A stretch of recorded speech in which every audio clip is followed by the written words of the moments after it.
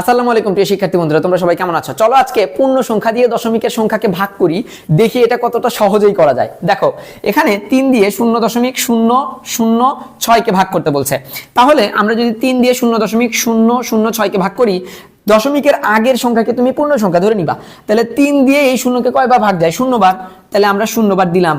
দেওয়ার পরে আমি কিন্তু দশমিকের জন্য এই সংখ্যাটা নামাতে পারছি না। তাহলে দশমিকের জন্য আমি কি করব? এখানে একটা দশমিক দিয়ে নিব। নেওয়ার পরে আমি এই শূন্যটা নামালাম। তাহলে 3 শূন্যের ভেতরে কয়বার যায়? 0 বার গেল। যাওয়ার পরে এখন আমি এখানে কিন্তু দশমিক নাই, তাই আমি অনায়াসে এই শূন্যটা নামাতে পারছি। 0 নামালাম। আবার 3 শূন্যের ভেতরে কয়বার যায়? 0 বার দিলাম। এখন আমি উপর থেকে 6 নামাবো। 6 নামালাম। তাহলে 3 6 এর ভিতরে কয়বার যায়? 2 বার। তাহলে 3 দুগুণী কত হলো? 6। তাহলে আমরা দেখতে পাইলাম 3 দিয়ে যদি 0.006 কে ভাগ করি, তাহলে আমাদের অ্যান্সার আসে কত? অ্যান্সার আসে হচ্ছে 0.002। তুমি এই ধরনের একটা অঙ্ক সমাধান করে আমাকে এখনই ছবি তুলে পাঠিয়ে দাও। দেখো 4 দিয়ে যদি আমি কি 0.008 কে ভাগ করি, তাহলে আমার অ্যান্সার কত আসে? এইটা তুমি আমাকে ছবি তুলে কমেন্ট বক্সে পাঠিয়ে দাও। আজকে এই পর্যন্ত, দেখা হচ্ছে পরের ভিডিওতে। আসসালামু আলাইকুম।